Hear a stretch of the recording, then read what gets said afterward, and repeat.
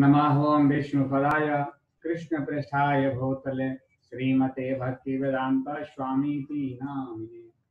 नमस्ते सारस्वते देवी गौरवाणी प्रचार्ये निर्विशेष शून्यवादी पाश्चात्यदेशतारिणे। जय श्री कृष्ण चैतन्य प्रभु नित्यानंद श्री अद्वैत गदाधर शिव शादि गौर भक्तवृंद। हरे कृष्णा कृष्णा कृष्णा हरे हरे, हरे राम राम राम हरे हरे। हरे कृष्णा। अब दुर्योधन जो है द्रोणाचार्य से कहने के बाद और भीष्म पितामह के पास अब जाता है। अब कह रहा है कि अब उनको प्रसन्न करने, दुर्योधन जो है भीष्म पितामह को प्रसन्न करने के लिए और अपने सेनाओं के सभी महारथियों से कहता है, उनको प्रसन्न भी करना है और अपने महारथियों को बता रहा है कि सब लोगों को पूरी तरह मिलकर के भीष्म पितामह की रक्षा करना है, क्योंकि वो जब तक रहेंगे तब हमारी विजय निश्चित है। वो कह रहे हैं अन्येषु च सर्वेषु यथा भागम अवस्थिताः भीष्ममेवाभिरक्षन्तु भवन्तु सर्व एव हि। कह रहा है कि अयनेषु च सर्वेषु, अयनेषु च सर्वेषु की अत्यंत सैन्य में अपने अपने मोर्चों पर खड़े रहकर आप सभी भीष्म पितामह को पूरी सहायता दें। तो कह रहा है कि भीष्म पितामह जो है अब वृद्ध हो चुके हैं और कह रहे हैं कि सभी अपने अपने भाग में स्थित होकर के भीष्म की आप लोग रक्षा कीजिए, क्योंकि वह दुर्योधन के दृष्टि में अन्य सारे महारथियों से बोला कि आप सबके सब लोग मिलकर सभी अपने अपने मोर्चे पर खड़े रह करके रहते हुए और निश्चित रूप से भीष्म पितामह की चारों ओर से रक्षा कीजिए। तो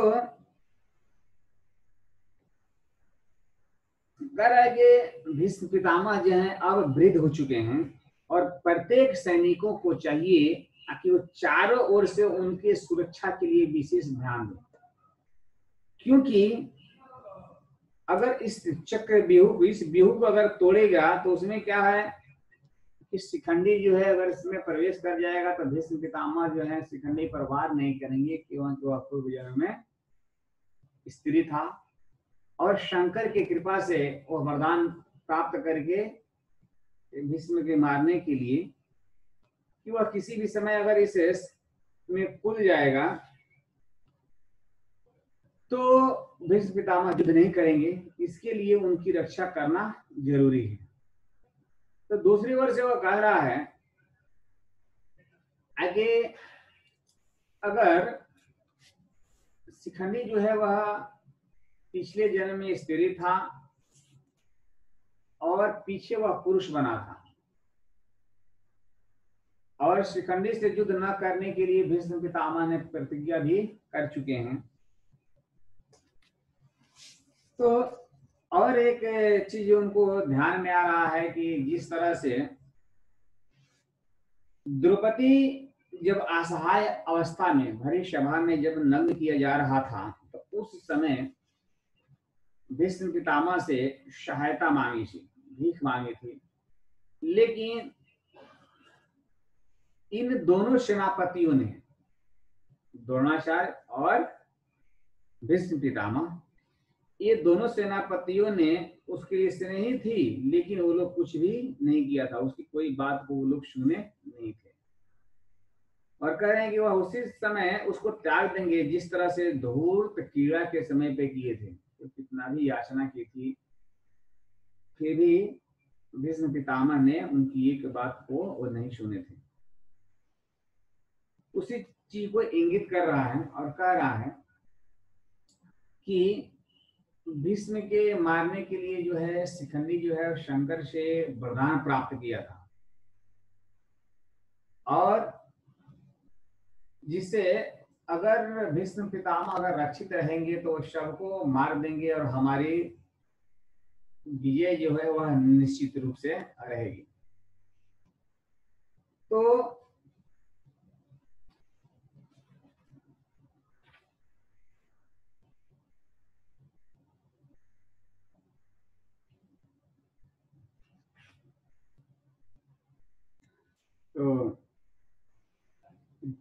तस्य संजय हर्षः कुरु वृद्ध पितामह सिंहनाद विघ्नोश शंखरधौ रक्तवान।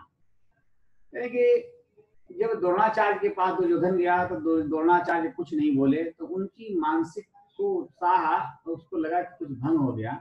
इसके लिए अब दुर्योधन ने जो है वह भीष्म पितामह के पास इनको प्रसन्न करने के लिए और कुछ प्रेम भरे स्नेह सौंदर्य की बात करने के लिए फिर इनके पास आए और कह रहे हैं कि तस्य, उसके बाद उस दुर्योधन ने को हर्ष उत्पन्न करने के लिए, भीष्म पितामह के हृदय में हर्ष उत्पन्न करने के लिए कौरवों में वृद्ध, कुरु वृद्ध, कौरवों में सबसे वृद्ध जो थे वह भीष्म पितामह थे। तो उनको बताने के लिए कि तो जब उनकी मनोदशा को जब भीष्म पितामह ने समझ लिए तो बिना कुछ बोले बिना कुछ बताए सिंहनाद, सिंहनाद में सिंह की भांति वह गर्जना करने वाली अपने शंख को बजा दी। कहते हैं तस्य संजय हर्षम, यदि मैंने दुर्योधन के हृदय में हर्ष होना शंख ध्वनि का कार्य है।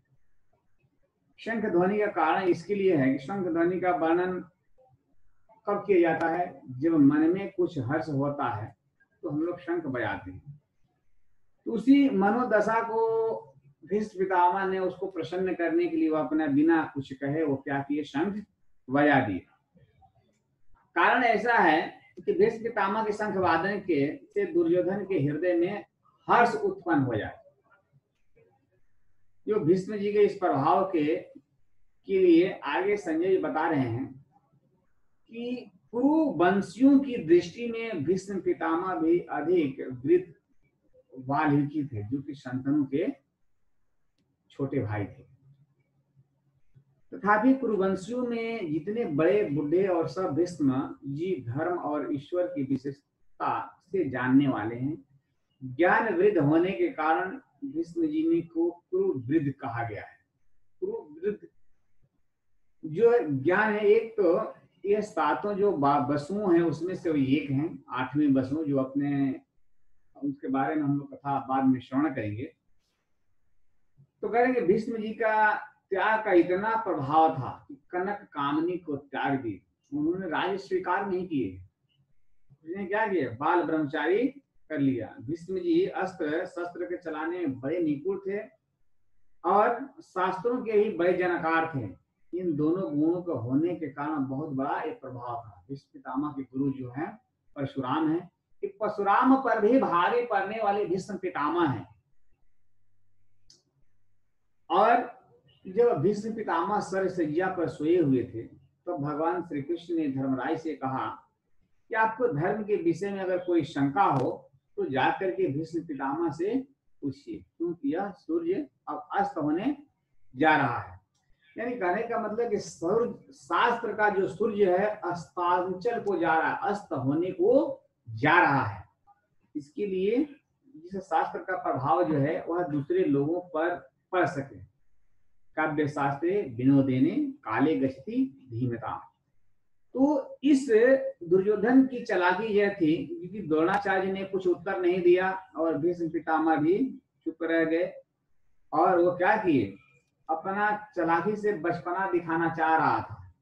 लेकिन भक्त वात्सल्य भाव से दुर्योधन को हर्षित करने के लिए भीष्म पितामह ने अपना सिंहनाद की शंख ध्वनि बजा दिया। सिंह गर्जन करने पर हाथी बड़े बड़े पशु ही भयभीत हो जाते हैं, ऐसे ही गर्जन करने मात्र से सही भयभीत हो जाते। इसके लिए जब सिंह किसी जंगल में जब दहाड़ता है, गर्जन जब करते हैं, हाथी बड़ा पशु होने के बाद भी वह क्या होता है, भयभीत हो जाता है। तो दुर्योधन को प्रसन्न करने के लिए भीष्म पितामह ने सिंह के समान गर्जन करने वाले बहुत जोर शंख बजाए। तो दुर्योधन द्रोणाचार्य में विद्या का संबंध था, दुर्योधन के साथ द्रोणाचार्य का जो संबंध था क्या था, गुरु था, गुरु शिष्य का संबंध था। लेकिन भीष्म का जन्म और कुटुंबी का संबंध था। विद्या का जहाँ संबंध होता है वहां पक्षपात नहीं होता है, लेकिन जहाँ कुटुंब का संबंध होता है वहां क्या होता है, पक्षपात होता है। दुर्योधन के द्वारा चालाकी से कहे गए वचन सुनकर द्रोणाचार्य चुप रहे, जिससे कि दुर्योधन का मानसिक उत्संग भंग हो गया। परंतु दुर्योधन को उदास देकर कुटुंबी स्नेह के कारण सब भीष्म पितामह ने शंख बजा दिए। जब शंख बजा दिए तथा उसके बाद तथा शंखस्य भेदस्य पर्णवान गो मुखा सहस्त्र सेव्य हनंत सह शब्द तुमुलो अभवत। कहेंगे उसके बाद क्या हुआ कि शंख भेरी नगाड़े ढोल मृदंग एक साथ ही सब बजने लगे और वह शब्द क्या हुआ, बहुत बड़ा भयंकर हुआ। भीष्म पितामह युद्ध की घोषणा करने के लिए शंख बजाए थे, बजाया था ताकि दुर्योधन को प्रसन्न करने के लिए शंख बजाया था। कौरव सेना भीष्म के शंख वादन को युद्ध की घोषणा ही समझा। जब सिंहनाद की जब गर्जना भीष्म पितामह की, तो कौरव सेना में जितने भी लोग थे वो समझे कि भीष्म पितामह युद्ध करने के लिए क्या किए, शंख बजाए। इसको देख करके और जितने भी कौरव के सेना के लोग थे, सेनाएं जो थी, वो लोग भी अपना अपना शंख बजाए। शंख कहां से मिलता है, समुद्र में। शंख कहां से मिलता है, समुद्र में। और ये ठाकुर जी के पूजा में उसको समर्पित किया जाता है और आरती उतारने के लिए शंख का प्रयोग किया जाता है। और मांगलिक कार्यों में भी शंख बजाया जाता है। और उसको क्या करते हैं, मुख से फूंक कर उसको फूंका जाता है। शंख को बजाने के लिए मुंह से जोर से फूंकना पड़ता है। भेरी नाम का नगाड़ा जो है, वह जो नगाड़े होते हैं लेकिन बड़े होते हैं, वो भैंस के चमड़े से बनाए जाते हैं और लकड़ी के डंडे से बजाए जाते हैं। और राजाओं के यहाँ ये रोज बजाए जाते हैं, जिसको पड़व नाम से ढोलक कहा जाता है। लोहे के अथवा लकड़ी के बने हुए और बकरे के चमड़े से मढ़े हुए होते हैं और हाथ से लकड़ी के डंडे से बजाए जाते हैं। ये ढोलक जो होते हैं किसी भी कार्य के शुरू में जब बजाए जाते हैं,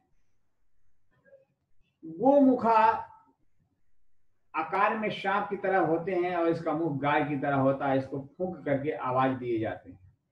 ये सारे जो हैं तुमुल हैं, ढोल है, मृदंग हैं, ये सब एक साथ